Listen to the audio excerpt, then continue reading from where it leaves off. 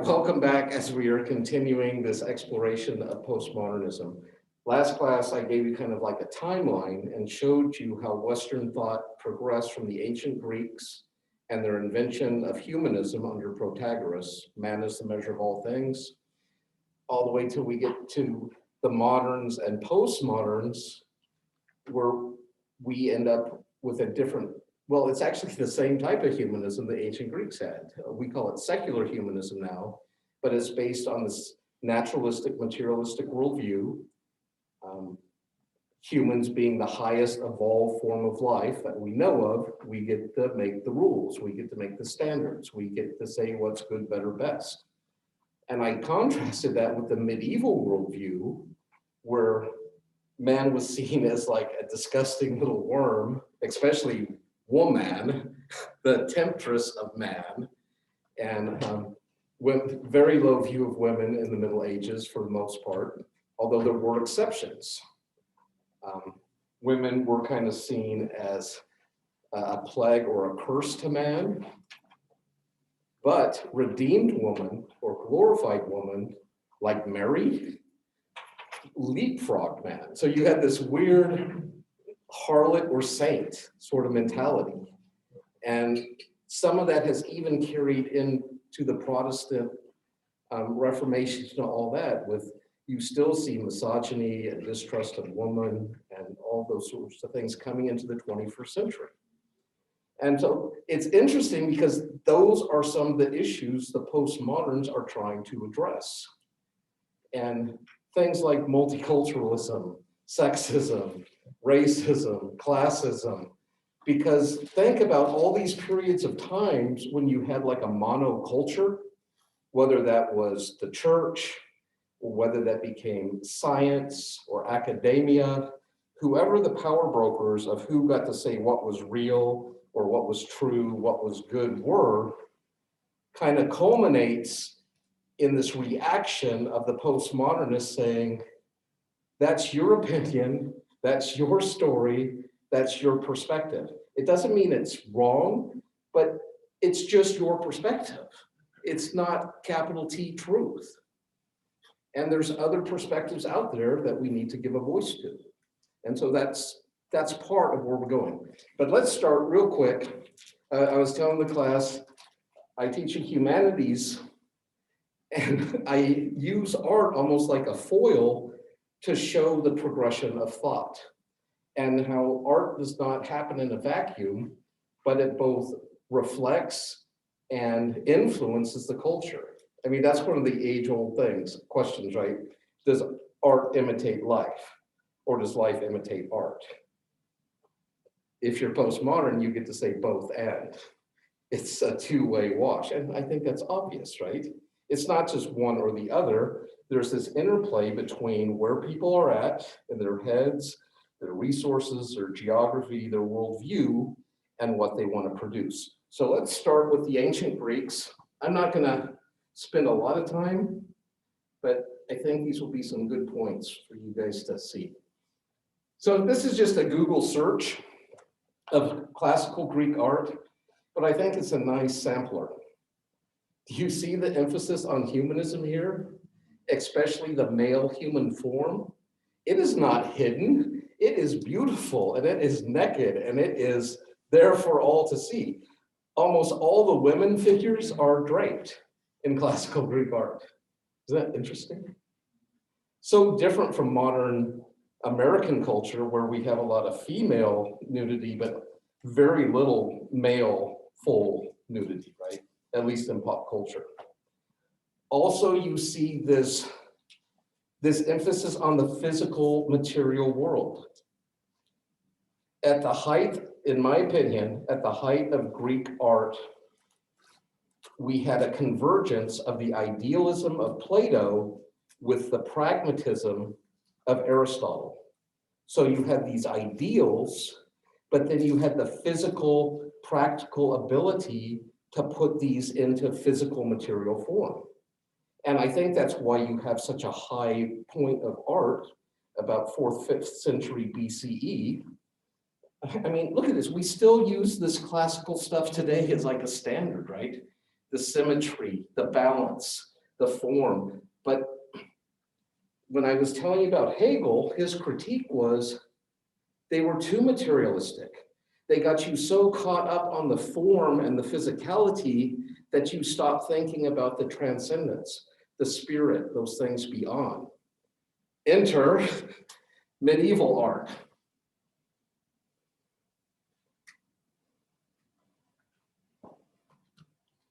And look at that. So now we have a shift of worldview. We have Christianity dominating Western culture, and surprise, surprise, Jesus starts to show up everywhere, and God and the saints. You also see the human form is very covered because it's shameful, it's sinful. Nakedness is a bad, immoral thing. And so you see this complete change and focus. And here the patrons of the arts are either the church or the nobility. They're about the only people that can afford art. But it is very much showing forth this Christian worldview. Even if you go into like, and see, they're not focused so much on realism. It's almost cartoonish compared to, I mean, that looks like a cartoon compared to the Greek vase paintings, right? But see, they're not interested in representative art. It's symbolic art. It's trying to point to a truth or spirituality beyond the physical material. Is that? Okay. This continues. We have different periods in the medieval, but once again, I told you, I don't know if it was this class, but we had St. Augustine, who was strongly influenced by Platonism, that ideal Greek thought, and he fused it with Christianity, and that became like medieval theology for like the next 800 years. This otherworldly, like this is a place of suffering, the shadowlands, but our hearts and minds are focused on that real place we're going to, that heavenly abode. That's the real Jerusalem. That's the real city of God, not made by human hands. Not the ones here on earth, but the ones in the heavens. But then in the 12th, 13th century, because of the Crusades and Europeans getting out and seeing the world and killing other people and bringing back their ideas and things, Aristotle's works are rediscovered. And once again, we get this hybrid between the Platonic idealism mixed with Christianity and Aristotelian realism or pragmatism. And when they come together, it's the High Gothic period, like the 13th through 15th centuries. And I don't know if you guys are familiar with Gothic art. It was meant as a slam, the Goths, because they were like the ultimate barbarians, but it became noble. Not goth art, sorry. That's a different genre, which also reflects a worldview, but not the one I'm talking about. Oh, glory. The rose windows, the flying buttresses. It's like, even in an illiterate society, you could get the gospel message just off the art, the Stations of the Cross, the stained glass windows, the Passion Place, it's all there. And the churches were meant to be otherworldly. Like when you walked in, you were like in like the foyer of heaven, like that transition. You've come in from the world and you're in this place of holiness and reverence. And it's, I mean, our churches today are like gymnasiums and cafeterias and a lot of times are super, they're just functionality, right? Multi-purpose rooms. These are sanctified, dedicated to the glory of God, and they want them to be the biggest, the richest, the most beautiful buildings in the city.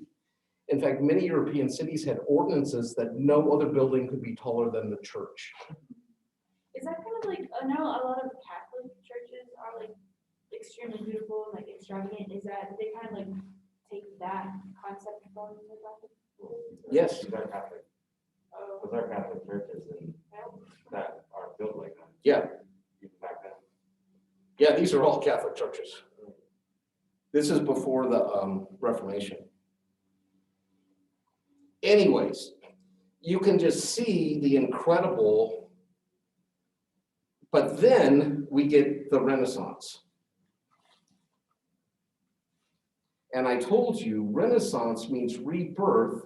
And if you remember that graph I showed you, they were actually looking back over the medieval period to the ancient Greeks. And so now you get this really weird fusion of Christian art with pagan themes.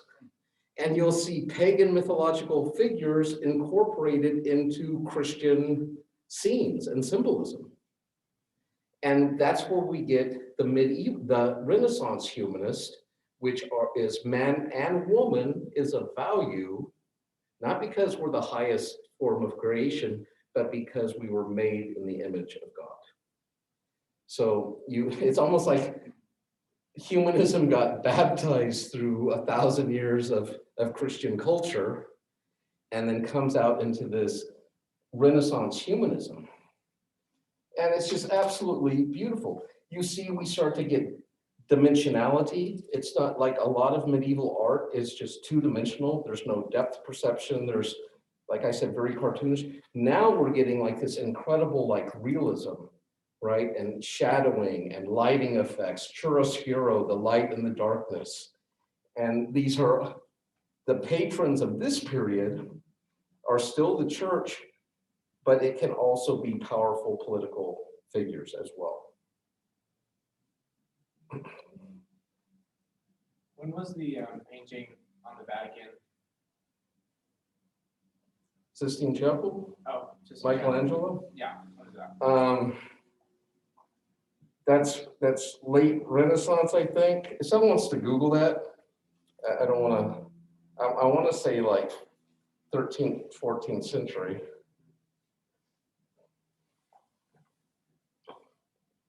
After the Protestant Reformation, though, and part of it, there was like kind of a rejection of a lot of the ornate Catholic art, and they kind of went minimalist. Everything from taking Jesus off the cross of the crucifix to sometimes these churches, they didn't want stained glass windows, they didn't want any fancy wood carvings or painting, they didn't want any distractions. Because remember, with Luther and the reformers, the Bible becomes so elevated and central that you might have a huge podium or lectern with a Bible on it, but you're not going to have like this huge altar behind it with all the saints and all the gilding and gold and all that. It's like the focus is on the Word of God, and we don't need these distractions. The Catholic Church, though, after the Protestant Reformation, had its own Reformation. And very brilliant, they used art and architecture to kind of lure people back into the fold that had been enticed away by these Protestant reformers through intellect, through reason, through the scriptures. And they were saying, but don't you miss us? Don't you miss the smells and the bells and the beautiful buildings? And this is where we get Baroque architecture art.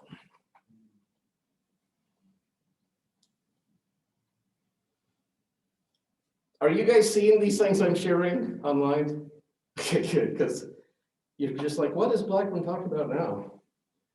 And so here in Baroque art, the patrons are usually the Catholic Church or these noble families with lots of money, but we get a new clientele. This is the bourgeoisie, the people that are starting these companies and corporations, and they got cash. And so we start to get some really interesting variation. Like, look at this one. I mean, the realism, but this is more like an anatomical, like autopsy picture, right? But it's being paid for these like burgers up in Bruges in the Netherlands, etc. Baroque took the beauty and the reason and the control and the realism of the Renaissance and just added passion to it. Like the paintings come out of the frames and they go up the walls onto the ceilings and everything's unbound, and the music and the architecture. You don't just have these symmetrical buildings like the Greeks or the crazy flying buttresses and stuff or of the medievalists, but now you might have walls that are what's the opposite of concave? Convex, and then convate in the same concave and convex going back and forth. Like, so the building's almost like a wave moving in the dynamics. Let me see if I can get some architecture.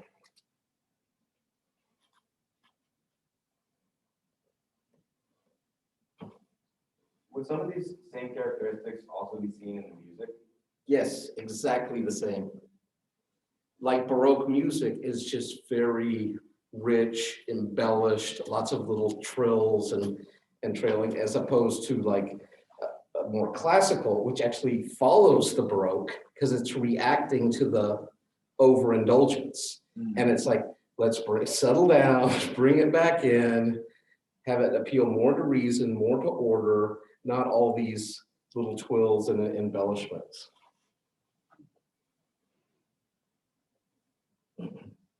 Trying to find an example of what I just was talking about.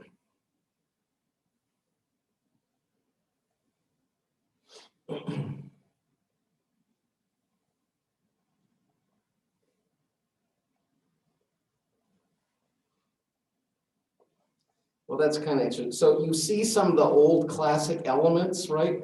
But it's being incorporated into a whole new, for their time, a whole new modern vision. Look at how this building is actually bowed. The walls aren't straight. It's like curved. It's absolutely beautiful. I'm not gonna go into this one, but like an offshoot out of Baroque was Rococo. And its characteristics were the baby blue, pink, ivory, and gold. Like Blue Boy and Pink Girl were two famous examples. But this was like the art of the French aristocracy, like the Cinderella people. You see all the filigree, gold filigree work and stuff. And you usually see this in like palaces, although you did have some Rococo churches. And I just, for me personally, it's the art of decadence. I can't handle it. If I see people that have Baroque or Rococo art, I'm just like put off immediately on every level. It's like the worst to me. But what's so interesting is after we go from the Renaissance to the Baroque to the Rococo, there's a reaction. Like, it's too emotional. It's too much passion. It's too much distraction. Let's get back to reason.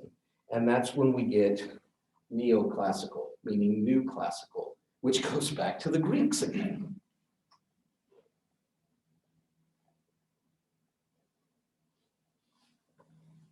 So this looks like ancient Greek buildings. It's like, and if you ever wondered why Washington, D.C. is built in classical Greek architecture, it's because it was built during the neoclassical period.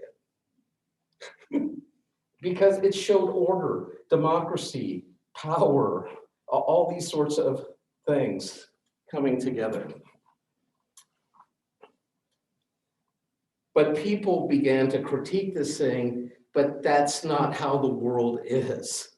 That may be how you wanted, this nice little symmetrical, orderly world, but where's the drama? Where's the passion?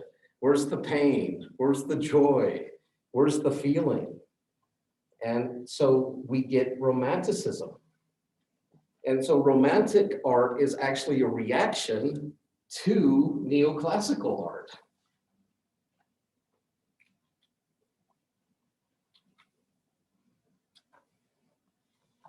And you just see them, this is one of my all-time favorites, it's like the ultimate existential, but we're not even close to existentialism yet. Well, no, actually we are. Existentialism is the philosophy of romanticism. And it took me a while to figure that out, I don't know why.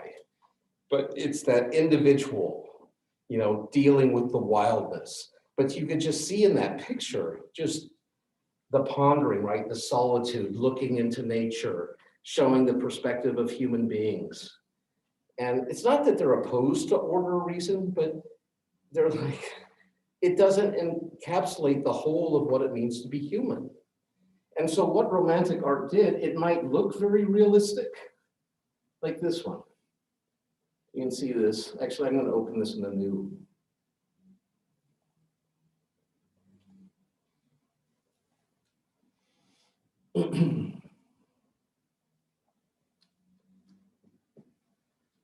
Uh-oh. There we go. Can you guys see that? The oxbow? So if you're looking at this, you could just be like, oh, look, it's a nice landscape painting. This is not just a landscape painting. It's a parable of the wilderness on the left, the wild, the untrammeled, the undomesticated. And then an oxbow is like the yoke you put on an oxen to make it labor for you. And he's using that bend in the river to show how man has domesticated and subdued the earth and put it in little square plots with grids and roads, and the animals are tamed and the people become tamed. And so I love this sort of allegorical type of painting. So you have the realism, but you have to, it's pointing you beyond it. Then we get the Impressionist reacting to the Romanticism. And this is so weird to me. Like, are you familiar with Seurat, the pointillist?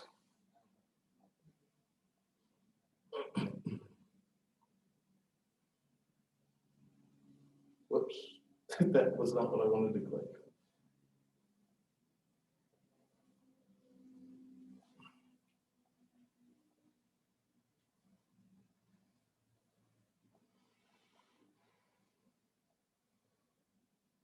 No. Wrong Seurat.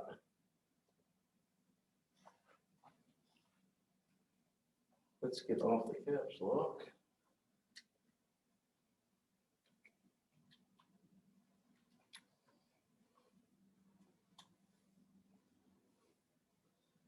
If one of my, when we were having that Bernie meme craze, someone put Bernie here on the lawn in his chair. That was one of my favorites. I was like, yes, a pointillism. But basically, this painting is made up of just little dots. It's almost like pre-pixel pixels, but he's doing it with a brush. Like if you got up close to it, you would just see dots. But as you stand back away, it takes on the form. But you see the alienation of society. You have all these people at the park together, but they're all like in their own little worlds. They're all like distant and autonomous. Freaky. But with the Impressionists, even though when you look at like Monet and some like his water lily paintings, he would often not blend the colors on his palette. If he wanted an orange in his painting, he might put like a yellow band and then a red one right next to it. And then your eye would actually blend them to make orange, but it would make it almost like a three-dimensional orange, as opposed to if he would have just blended those two colors together. And so they were interested in color theory, and they incorporated that into their paintings. And so a lot of the studies is painting the same thing over and over, like haystacks, but different times of day, different types of years, so you can see the quality of light. Even Vincent van Gogh, I think he was painting what he was seeing. And you might say, come on, Bob. No, I think that's actually how he was seeing the world. But you see the passion there, right, too. And so all these movements, they're like each one is reacting to the one before it. But then when we get to modernism, I'm going to get some help here. I found some videos on my apologetic site. Oh, shoot, I thought I had that prepped. One sec. I'm going to pause this recording real quick.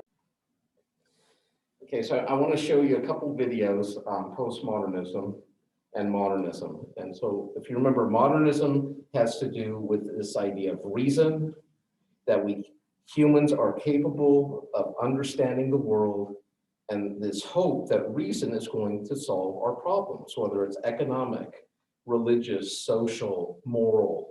If we can educate people, if we can show them the right way to use, if we can use tools of like science and logic, then we don't need those medieval things of like some sky daddy or some god that we're accountable to. We're accountable to us because man is the highest evolved being in this modern worldview. You don't need a creator God anymore. We have Darwinian evolution. And so we have different explanations for how we got here. But I want you to see the contrast between modern art, and then I'm going to show a short clip of someone compiled postmodern art, so you can see them back to back. And then we'll do the same thing with like architecture and dance. And so I think by showing you these different iterations of art, it will help you intellectually get the point of postmodernism, which there is no point. Okay.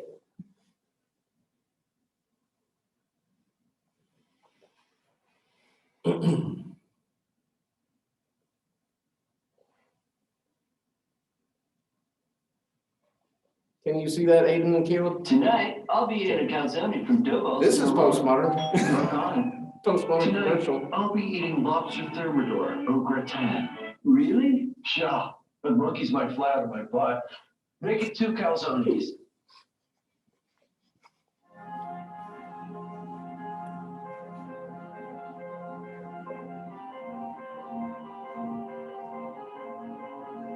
That's modern music, by the way, too.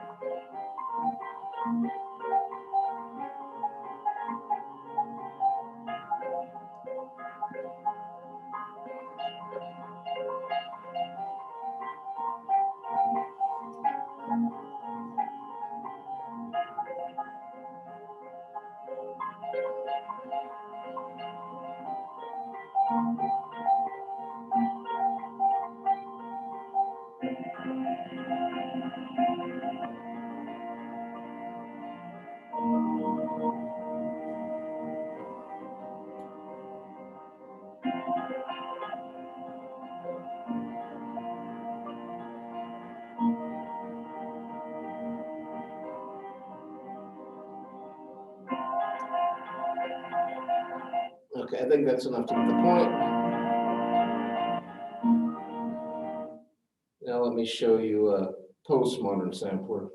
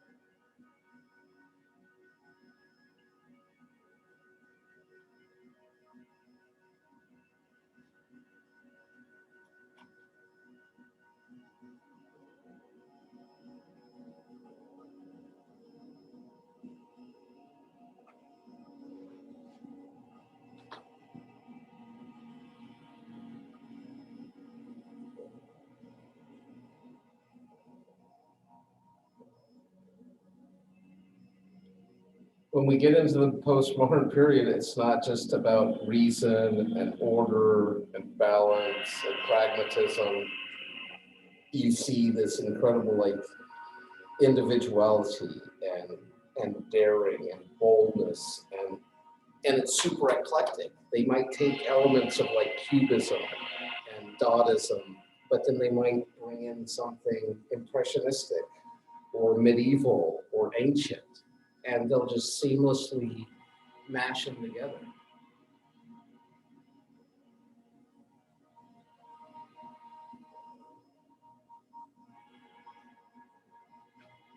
It's almost like every other period we looked at had a dominating worldview or perspective. And then when we get to postmodernism, it's just like, it's a free-for-all. It's like everybody can come to the table.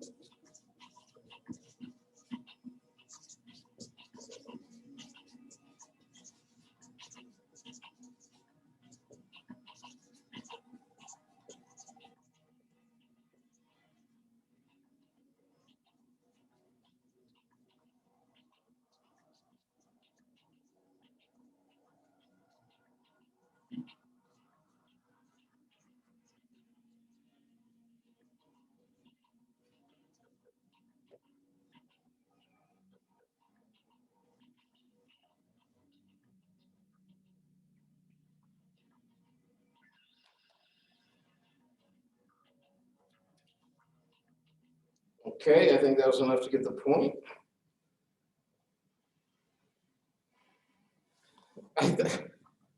It's been probably 15, maybe 20 years ago now. That could be that long, maybe.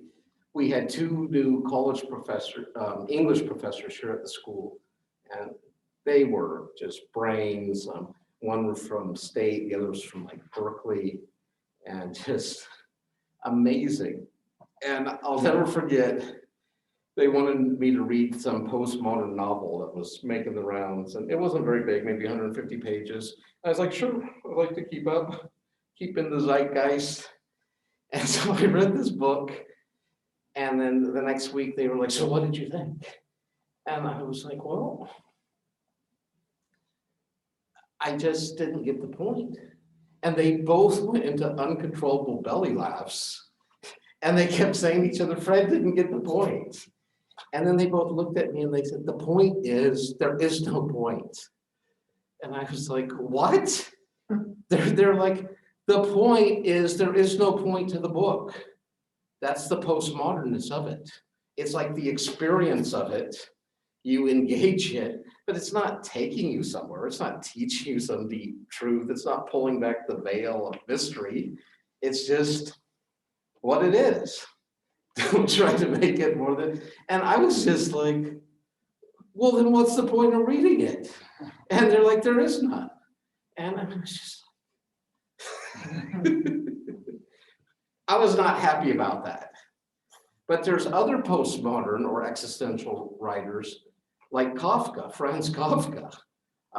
He dealt a lot with bureaucracy, and I think it's his book called The Castle, where this kind of peasant guy is trying to get through the bureaucracy to navigate some social problem he has. And there's just all these little petty tyrants and people blocking him. And they're just like secretaries and office work, but he can't get to where he needs to go. And I don't know, about 300, spoiler alert, about 350 pages in, the book just stops mid-sentence. He doesn't even finish the sentence.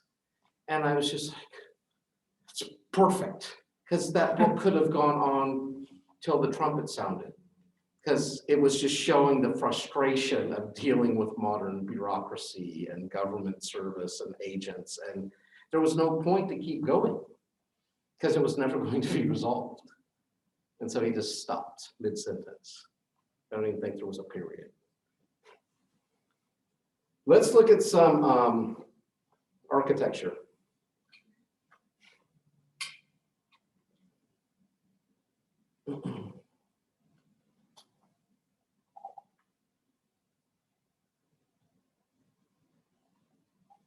Where's my modern? I want modern first.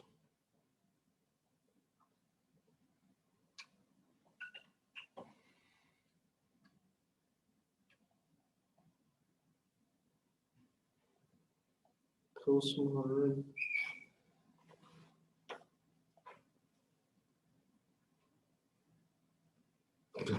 We'll look at what the scientists and Christians have to say about it next class. That'll be quite fun. I just had my modern architecture and I can't find it.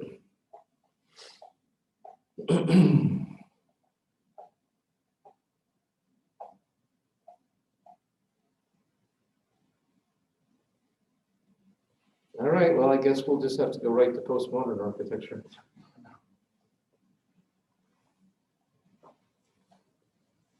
In order to understand modernism, it is important to know where it came from. Postmodernism developed as a reaction to modernism. Modernism first developed in the first half of the 20th century. Oh, Modernist architects sought to either incorporate you gotta check this building out if you're ever in New York. or produce buildings that adhere to a more rigid geometry. Buildings created during the modernist period tended to be created out of mass-produced material, allowing major works to be produced in a short amount of time. Also, modern architects believe that less is more and sought not to incorporate an aesthetic feature that did not serve a supporting function. The major theme of modernist architecture is form follows function. For example, the huge office buildings that were created in modern international style, they're very organized and orderly looked. So you'll see a lot of that, like the classic 20th century skyscrapers and stuff.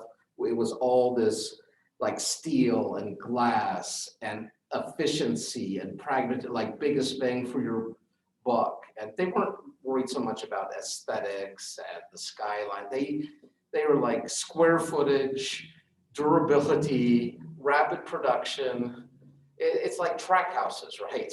You have like 4 different models, so you only have to buy 4 different blueprints, and then you just repeat them over and over and over. And I mean, if you're lucky, right? Sometimes track homes are all the same exact house, and the same thing with cities. You just see these square rectangular blocks of steel and glass, and they're impressive, but there's no gargoyles, there's no whoop-de-doos, there's no concave or convex lines going. It's just square and rigid. To the exterior. This effectively reflects the kind of work that went on in the countless cubicles on the building.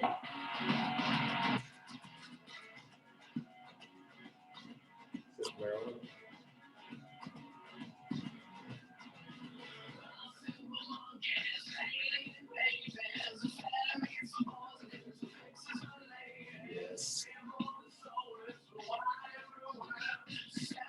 So there you've got elements of like Art Deco, Art Nouveau, modernism, all being mishmashed.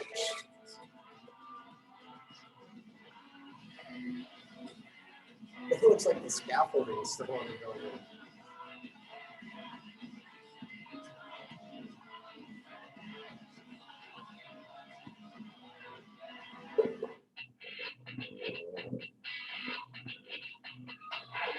Yes.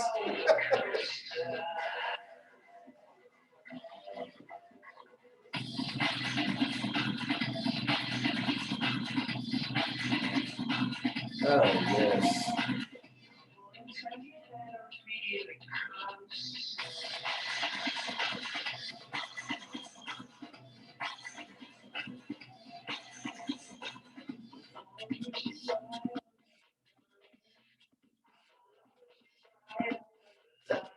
These people are not worried about pragmatism or practicality, or it's all about this creative moment. Oh, yeah, I've been to that one. So, it's so impractical. Okay.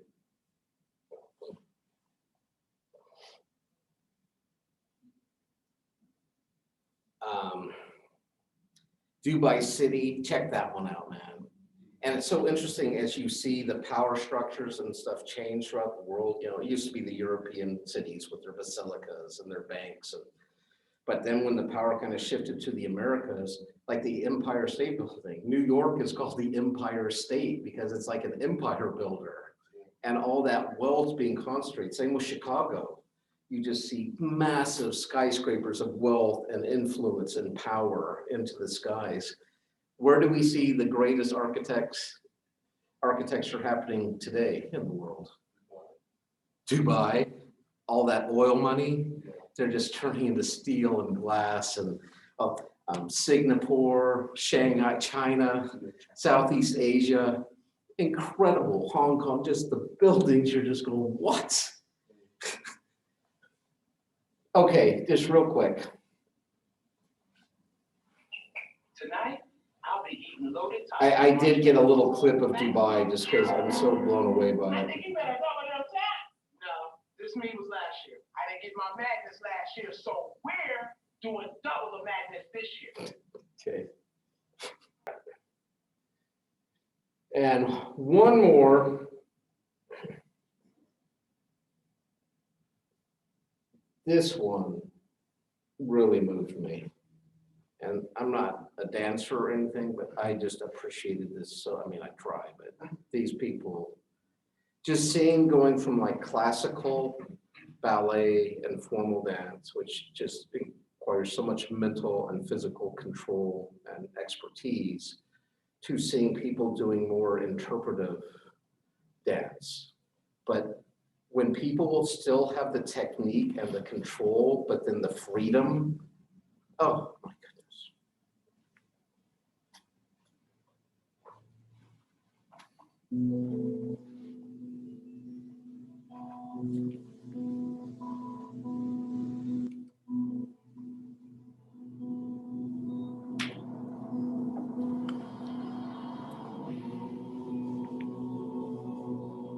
If it gets too loud, feel free to turn it down. I'll be back in a minute.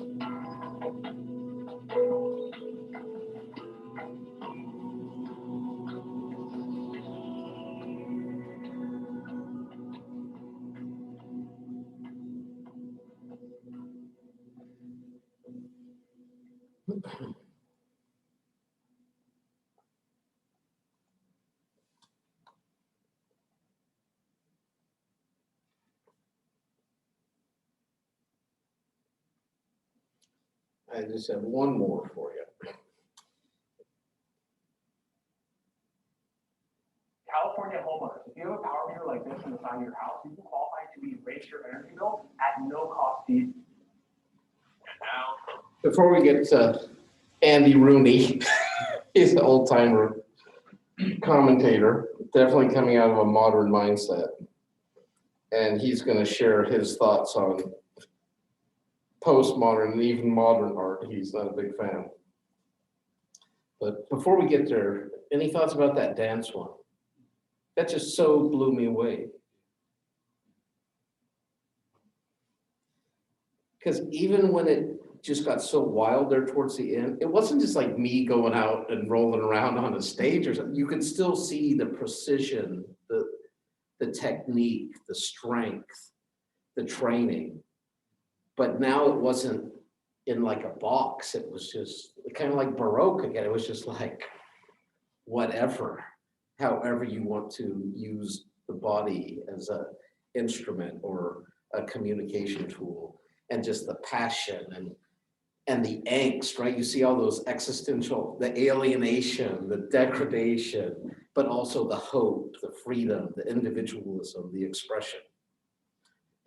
Andy Rooney doesn't see it that way, but that's. A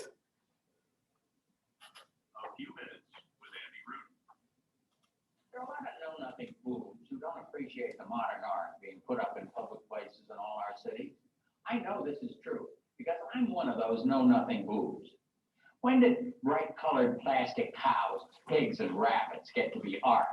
I don't like most of the stuff passing for art, and it's everywhere. Seattle, Chicago, hog butcher to the world. San Diego, Bloomington, Illinois, for goodness sakes. Cincinnati, the people looking were better looking than what they were looking at. Kansas City, Washington, D.C., makes as much sense as the politicians there. Plainview, Texas, another culture center. Providence, Rhode Island. Memphis, Tennessee. This was done to honor Martin Luther King. It's called I've Been to the Mountain. Well, I'm an admirer of everything Martin Luther King stood for, but I don't think he would have stood for this. In New York, Lincoln Center has the best opera, the best ballet, the best symphony orchestra. Is this Mickey Mouse sculpture out front really in an artistic league with what goes on inside? This is named two indeterminate lines. Well, I may not understand art, but I do understand the English language, and that's pretentious nonsense. Does every open space have to be filled in? Is this really better looking than nothing would be? I don't think so. Sculptor Richard Serra's work called Tilted Art was put up at a cost of $175,000. It's a leaning slab of rusty metal. There was a war in New York between people who hated it and people who accused them of being culturally deprived. Tilted Art was eventually taken down, cut into 3 pieces and stored. Take that, arty art. A writer ought to be able to write simple sentences before he tries to be a poet. I want to see something traditional that a sculptor has done, something I can understand, before he gets a license to do this. This is Picasso. This is Picasso too. Picasso earned the right to do anything he wants. This is art whether I think so or not. Whoever did this suffers either from a functional disorder of the mind or he's putting us on. And what beneficial effect does this have on our brains that makes it worth putting in a public place? I understand perfectly well that good art is always ahead of public taste. Most of this stuff is certainly ahead of my taste. I don't like it. And if I'm wrong, I'm sure you'll correct me. Yeah, we're going to do that right now.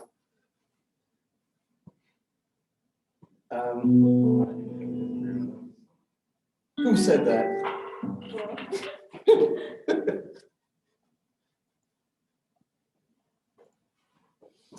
All right, well, I'll let you say why first before I let Rooney have it, and if by extension you. Well, I mean, that, most of that stuff just looked useless and not. Well, okay, art, in my opinion, I don't love art in the first place, but if it is there, it should look good and be like, wow, it looks like there was a lot of time and effort put into this. It looks like it was designed to be this way. If something just looks like the thing in New York that they paid $75,000, that tilted rusty piece of metal, You know, that does not qualify as art, in my opinion. I took 2 art philosophy classes in college. One was called Philosophy of Art and the other was called Aesthetics. And aesthetics is the art of critiquing. You ask like, what is the good, better, best? Is beautiful absolute or relative? Does art influence culture? Does culture influence? All those great questions. That was the aesthetics class. In the philosophy of art class, we never defined what art was. Blew me away. The whole semester. And I didn't even show you the shocking stuff. There's a whole genre of art called disturbational art. And the whole point of it is to disturb you and shock you out of your complacency and make you look at the world in a different way than you were looking before. One example of disturbational art, a guy put himself in a gunny sack, sewed it up, and had a friend basically deposit him on the 405 freeway in Los Angeles for multiple hours. And so the whole art project was this living man sewed up in a gunny sack on the freeway, and then all the cars having to go around him or kill him if that happens to be the case. And that was disturbational art. Is he still alive? Yeah, he survived that one, but he could have died. He's like in the middle of a highway. Yeah. There was another one where they would have interactive theater with live rounds, and at some point in the show, a gun was going to be fired into the audience. And so when you bought that ticket, you had to sign a waiver because you could possibly die in the performance. Another, it had, if you've ever been to the library at San Diego State, where the stairwell is, it has these huge metal discs and they're all stacked on each other. San Diego State is not set up like this, but maybe it was modeled on this one. This was an interactive exhibit where the vibrational frequencies of the room kept everything in balance. But if, as the people that went in, you weren't just an observer of the art, you became a participant of the art. And if you change the vibrational frequencies of that room, all those metal discs could collapse upon you. Like, does that mean like raising your voice or? Banging the wall, giggling, nervous. I mean, whatever takes away from the balance could be your last move. Wait, and where were the discs? What's that? Where were the discs? It was part of this exhibit. You would actually walk into this room with the suspended disc, balanced disc, and try to exit without disturbing the balance. Duchamp was famous for taking a urinal, like a men's urinal, putting it on a stand, and he titled it Untitled and got it into a museum. And you might be like, that's not art. Well, that piece made people start to ask, what exactly is art?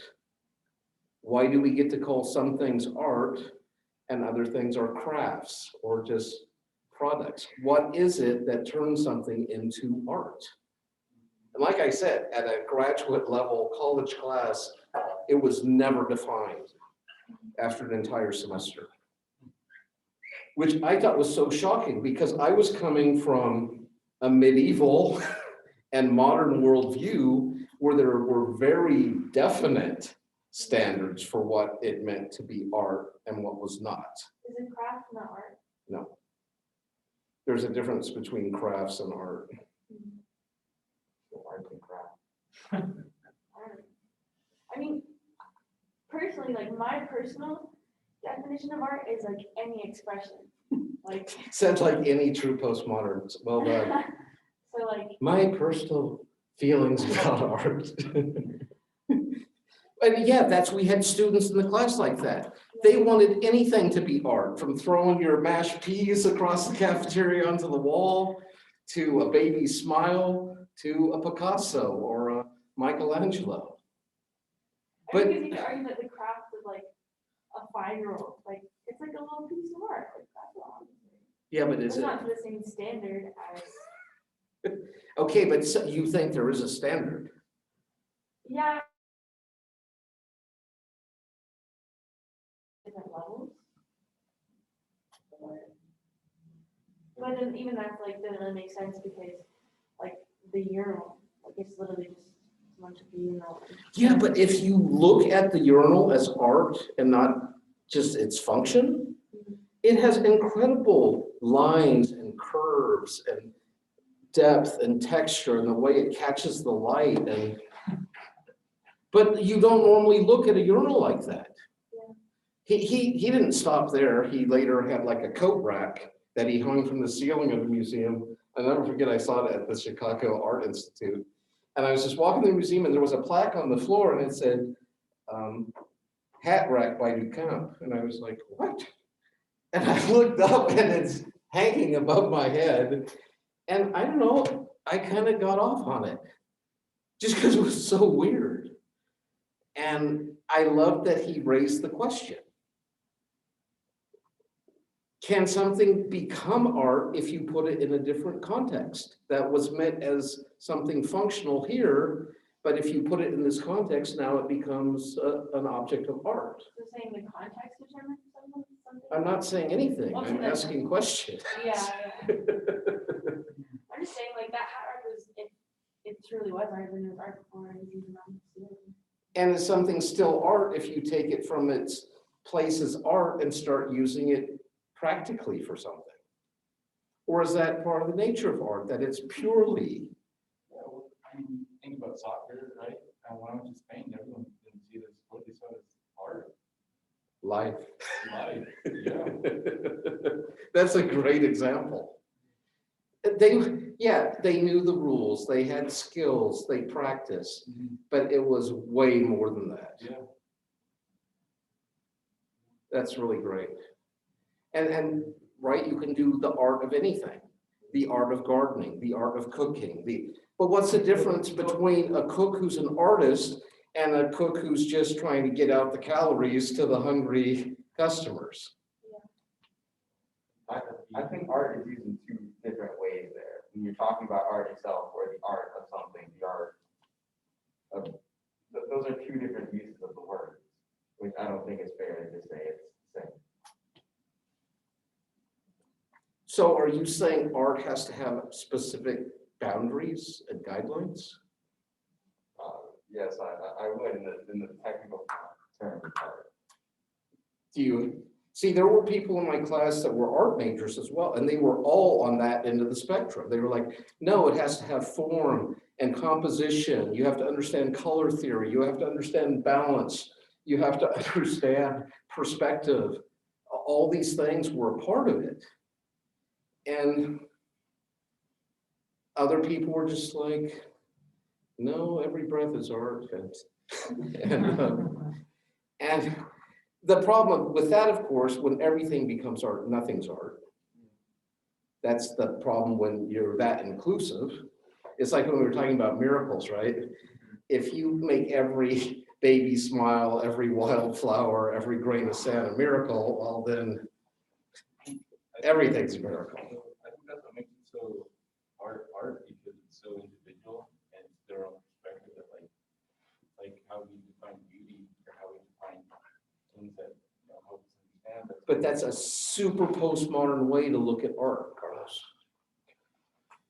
If if you were a medievalist or a modernist or a Renaissance artist, there were really strict rules of what made something art and what was not. But when we enter into the postmodern period, people began to say, like, well, why did those guys get to make the rules? And that's where this dilemma is. And we're talking about art now, but it's not just art. It's philosophy. It's who gets to say what's true, the good, the beautiful. History, whose perspective gets shared? Who gets to say what really happened? The winner. The winners. Psychology, anything, fashion, dress, religion. It all becomes like, well, why did these people get to make the rules and the boundaries and the lines? Did it drop out of heaven that way? Is it the most rational way? Why? And so that's what postmodernism is doing. It's challenging these narratives. These people who are claiming art has to be a certain way, philosophy, literature, theology, and the postmoderns are saying, I think that's just like your opinion, man. Which is weird that you say that out loud, because I think that's the mindset that I fall into. Well, of course you do. It's just weird to like actually vocalize it. Yes. And so the point I'm spending so much time on this is I want you to see how it's just been this historical progression. And I think you're finding yourself at one of those incredibly fertile, fecund, magical times in human history where we have Platonic idealism and Aristotelian realism kind of converging again. Because we're coming out of this very rational, pragmatic, Aristotelian age, this age of reason, of enlightenment, of science, but people are like, that's not enough.